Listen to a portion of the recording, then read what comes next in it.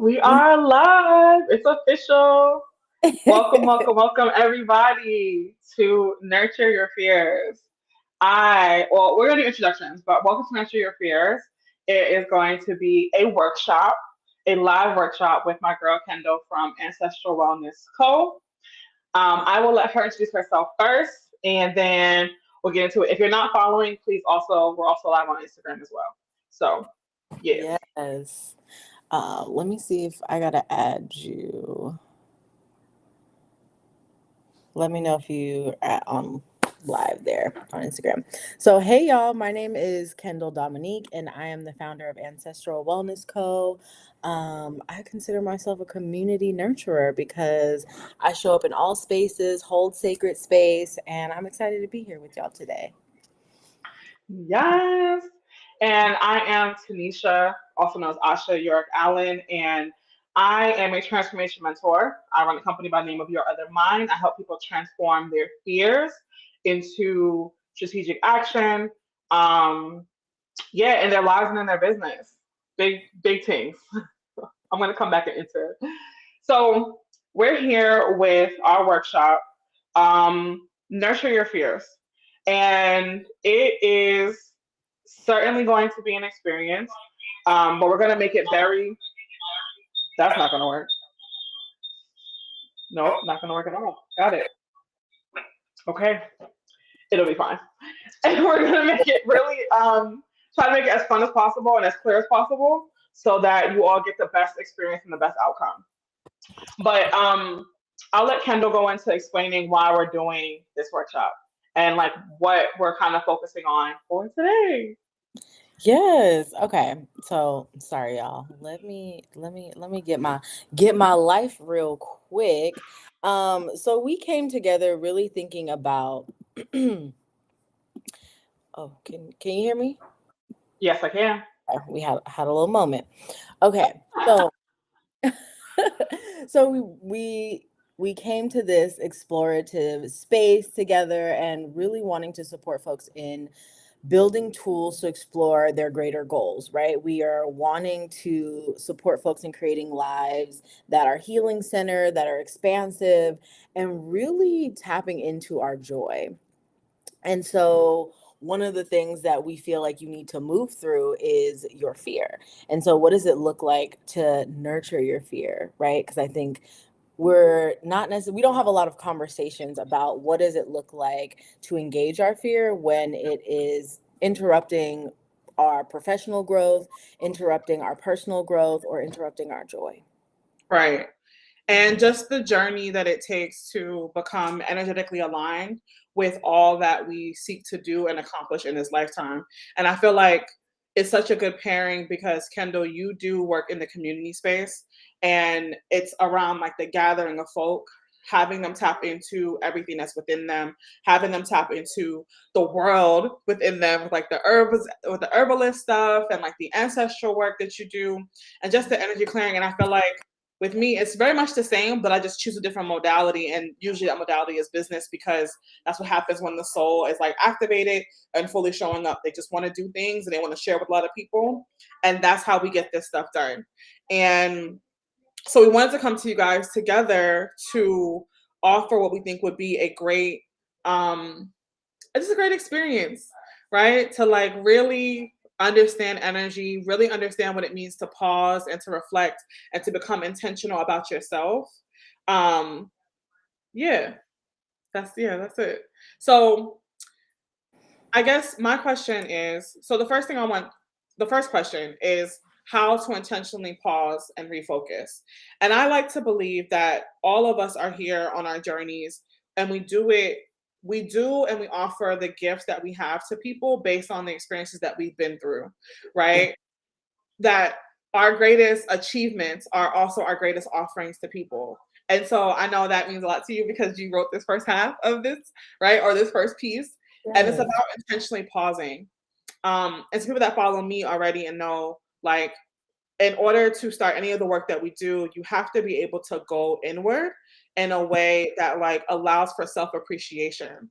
And I'll just let Kendall, I'll let you do your thing and I'll jump in, promise. Yeah. So I feel like as I have been growing personally and professionally, one of my biggest tools that I utilize is self reflection. I feel like that is my form of an intentional pause, right? Making space to reflect on where I was, where I currently am, and also shifts that I need to make in this moment to progress, right? Because a lot of times we are moving in such a fast-paced world that we got so much going on that how many times do we take the moment to pause, to really reflect on like what's currently happening in our lives. And I can speak on just currently right now navigating switches in my career, right? I thought I was in a space that I was like, oh, this is perfect for me. This is great. And I think I was getting caught up in the shiny aspects of things, right? And so it clouded my judgment of like what is currently happening. And I hadn't taken a moment to pause because I was working in a fast paced place and like I was just like feeling myself in the moment. And I was like, wait a minute. Like, wait a minute. Okay. Like, I haven't taken a moment to pause, right? Whatever that looks like to you. And when I did, I figured out, I'm like, this is not the space for me. And because I haven't paused to reflect on like my experience in the space, I've been forcing myself into a box that I thought fit me. But in reality, Yeah. it did not fit. And so when I was able to take that moment to pause, I was able to refocus and be like, this is actually not what I want to do.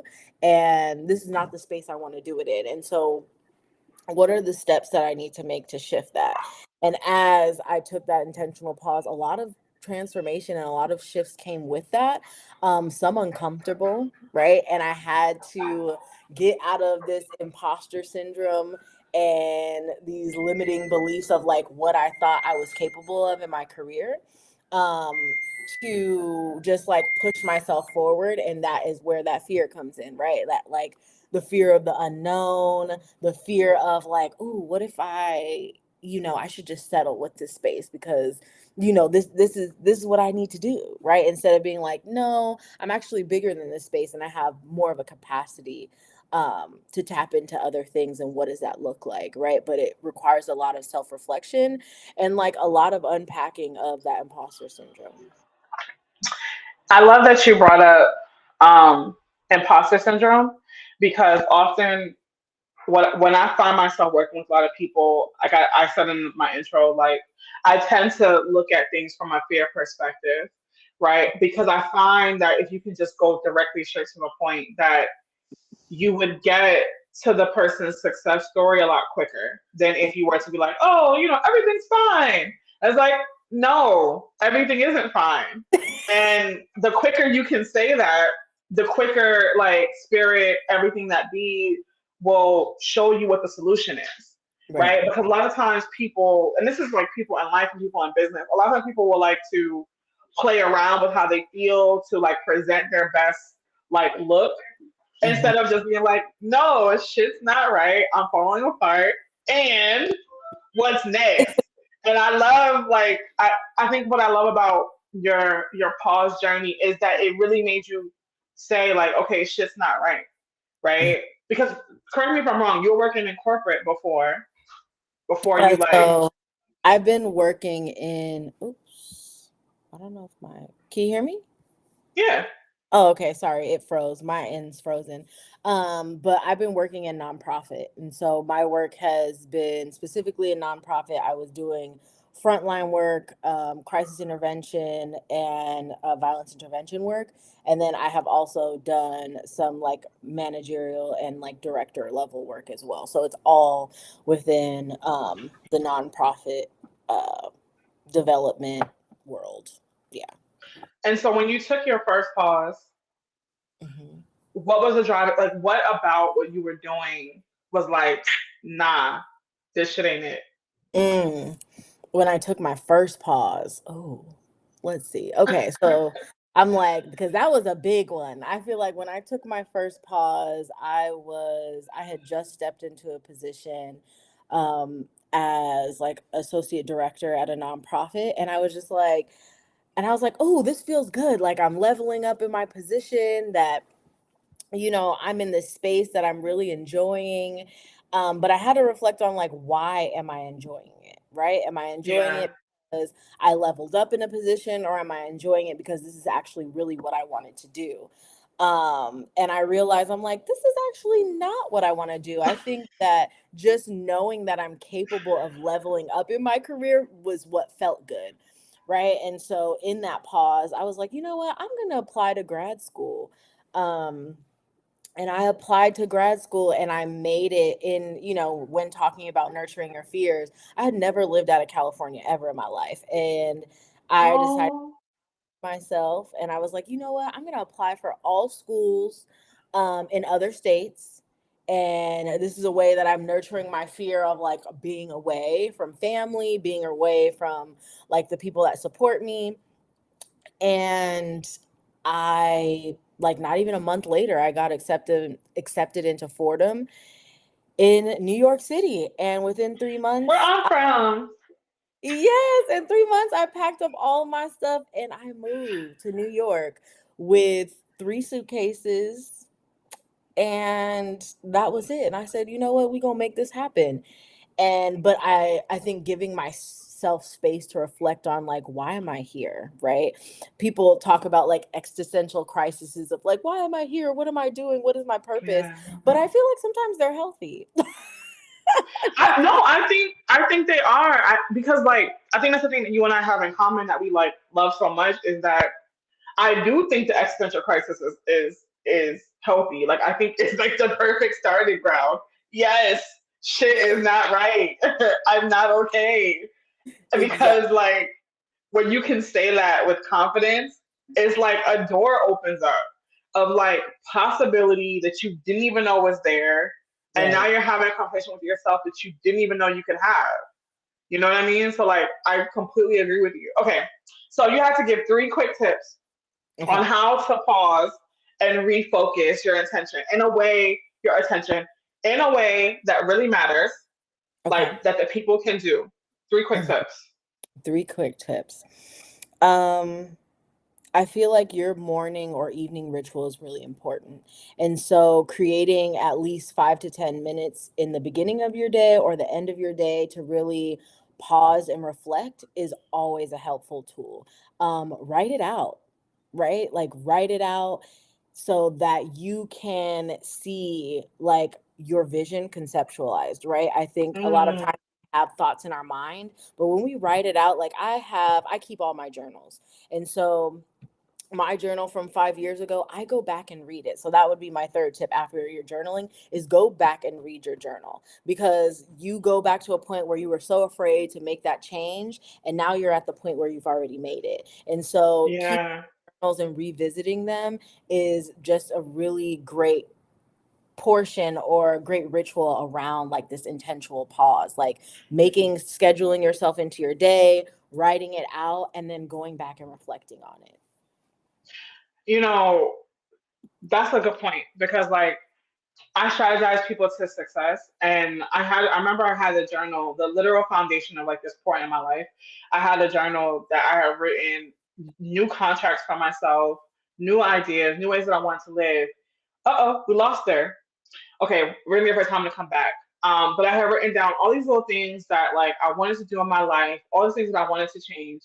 And I went back, hey girl, I'm back. and I went back to that journal, maybe like it was like 3 years in the future, so in the present.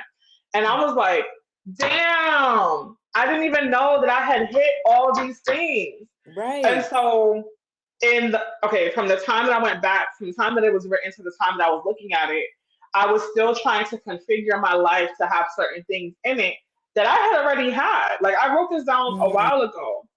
And right. so that pushes the bar forward again, right? Like with me, it's about how people get to success on any level. Like we're always striving, right? Hmm. There's always more success to be had because I liken success to being yourself. Right. So there's always more you to be had. So it doesn't ever stop until, I mean, unless you're not breathing. So Right. I love Oh everything yeah. about what you said. Yeah. Yeah. Um. Okay. Where do we want to go now? I think I want to go to how to understand energy from a centered place.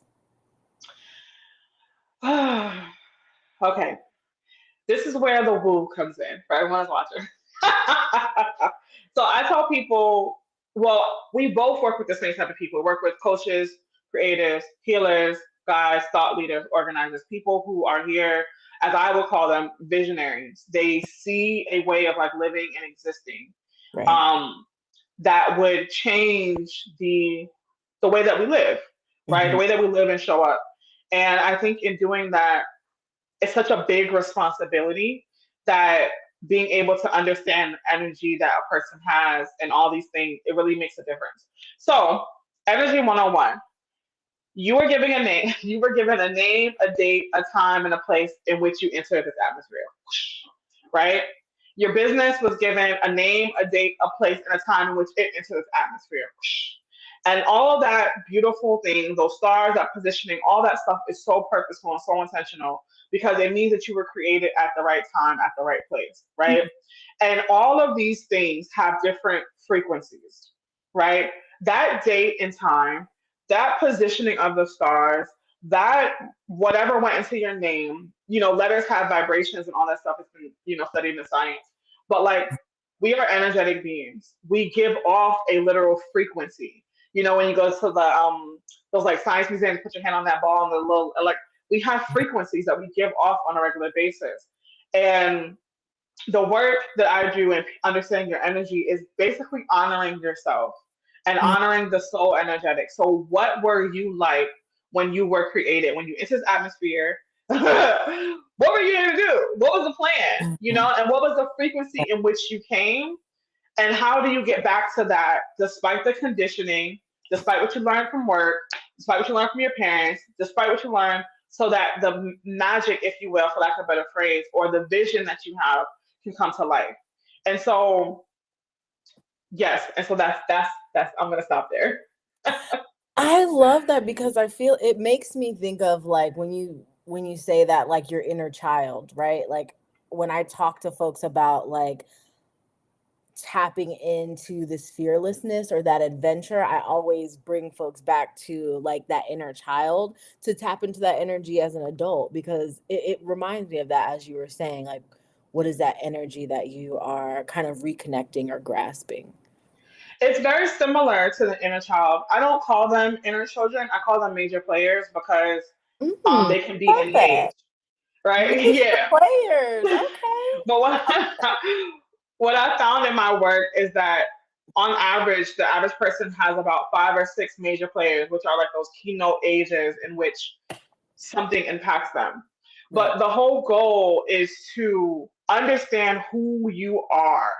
So, Mhm. like me, I have numerology done on my business. I have like numerology done on myself. I look at my gene keys. I look at my human design. I do that with every person that enters my atmosphere. I read cards. I do the whole nine because I need to know the energetic makeup of who you are, right? How are you supposed to be vibrating and how different is that from where you have been vibrating, kind of like you were explaining when you went from like being a nonprofit to switching to something else. You were Mhm. vibrating in an energy that was inauthentic to you, and that's why there was always a clash. Right. So people have to pay attention to the way in which they show up to things and Mhm. what's being shown to them based on how they're showing up and where they are. So if there's a lot of clashing, a lot of feeling small, you're probably not in energetic alignment with your being, which is Mhm. why your shit doesn't hit. And you Mm, can make you can make your business, your life hit in different ways, but by grinding, but it won't be the most authentic, it won't be the most easeful, it right. won't be the most like joyful place to be in any capacity. So yeah, I think uncovering people's fears is how I do it. But all of us have an energetic signature, right? And joy has its own energetic signature. And my work is to move people as close to joy as possible so that they can strategize and just be successful in no matter what they do. Hmm. So how would you say that people can kind of start moving into understanding like their own energetic movement? Mm. I'm gonna go back to the major players, right? Mhm. I used to always be like, I only want to work 4 hours a week. And people used to, not 4 hours a week, 4 hours a day. People used to be like, what? But I had the energy. And then I learned human design and I realized that as a projector, I'm only designed to do that anyway. So those Mhm. little nudgings that you don't really want to admit to people, but you feel them. So like, I want to work 2 days a week from 5 to midnight. Go with it. Go Mhm. with it and see what happens. Like, try it out. Work 5 to midnight. See how you feel. And then that other nudging that you get where you're like, well, I would rather like sleep on the floor on a Japanese mattress or something. Right. Like you have to go with it. Because I think to your point about inner children is that we turn off pieces of ourselves based on the acceptance and the approval of other people, which you think would open up this, God bless you, Thank which you. you think would open up this door of like, yeah, I have acceptance from other people, validation, yes. But what it really does is barricade you behind fear. Because now, because you're doing everything for other people, it's judgment, it's insecurity, it's victim, it's all the things. Versus if you were just like, yeah, I'm gonna work 3 days a week, 4 hours a day.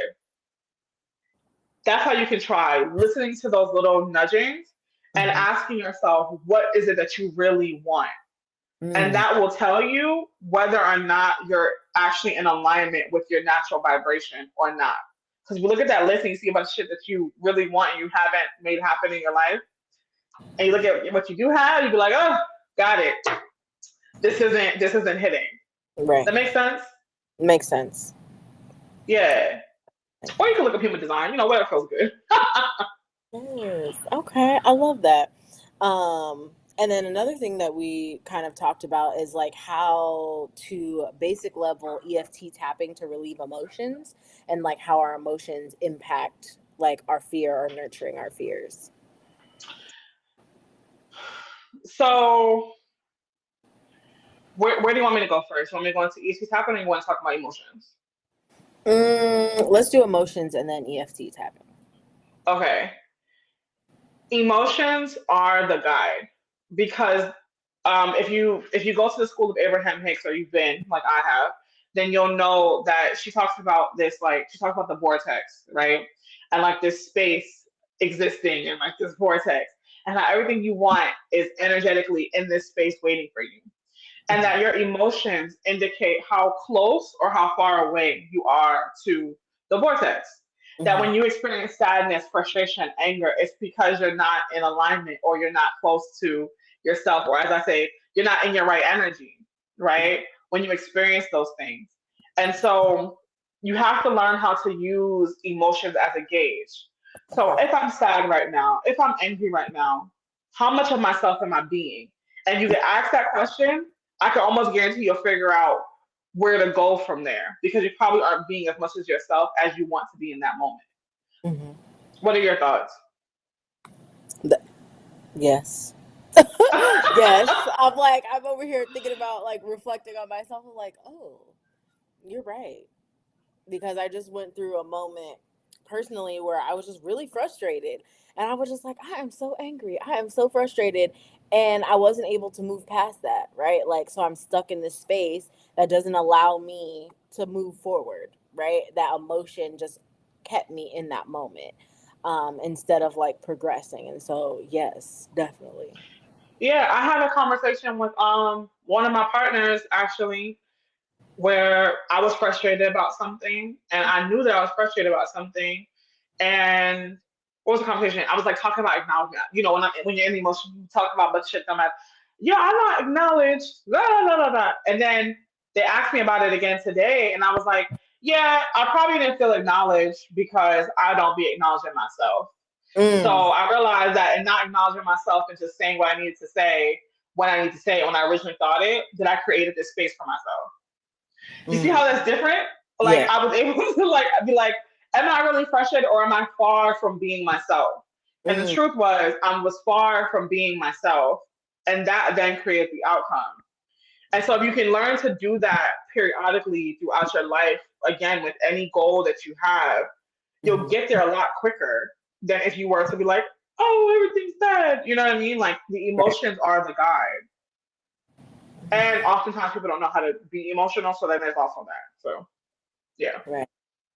That's real. Right. Some folks are afraid of tapping into their emotions. Like they don't know what it's going to unlock, especially if you've been suppressing them for so long. Yeah, and everything that happens to us, and that we experience, let me rephrase it, everything that we experience leaves an impact because the things that happen to us have their own energetic signature. So really, it's like you're a person trying to be in vibrational alignment, Hmm. right? Shit happens that take you out of vibrational alignment. The strategy is get back in it. What does it take for you to get back in it? And EFT tapping is one of the tools that I use to help people do that because Hmm. it's easy. Hmm. It's literally like it's like the pausing that you teach people to do. Pause and focus your attention.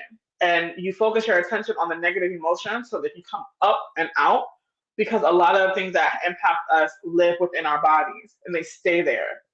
And then we're like, damn, I wonder why I can't ask for that promotion. I wonder why I can't ask for that raise because you're carrying literal conflicting emotions and your system's blocked. So you couldn't see the possibilities in it anyway, even if you tried. Right. Hmm. Yeah. I love when you, it just reminds me like of like the mom or like the grandma. Hmm. I know my thinking face. I'm like, I'm always like, and I always look up in the air, and people are like, "What you looking at?" I'm like, "Girl, I'm thinking. I'm thinking." That's my thinking face. Um, but yeah, and so for folks that are looking to, have a better understanding of like centering their energy, figuring out like their own personal energy and how to like navigate that, what are some ways that people can begin to explore those things?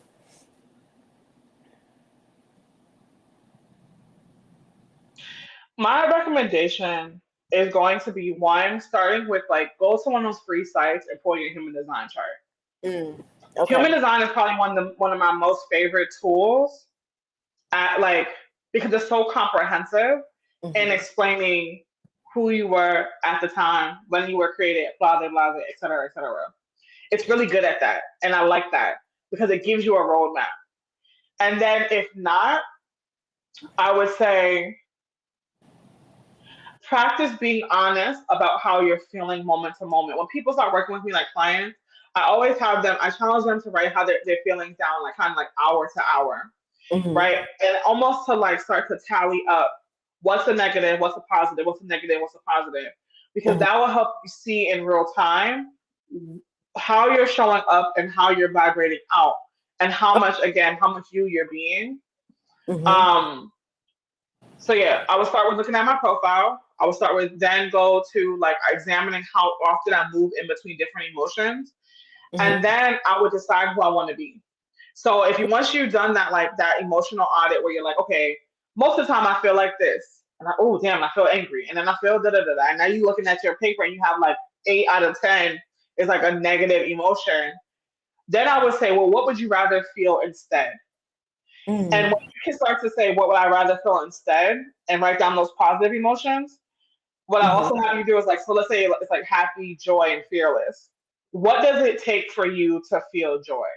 What does it take for you to feel happy? And what does it take for you to feel fearless? Like literally, like what activities bring that about in you? Like, and that's how you start. That's the easiest way to start. You don't have to know anything about energetics. You don't have to know anything about human design. You need to know how often you feel a way, what way you would rather feel, and what contributes to that for you specifically.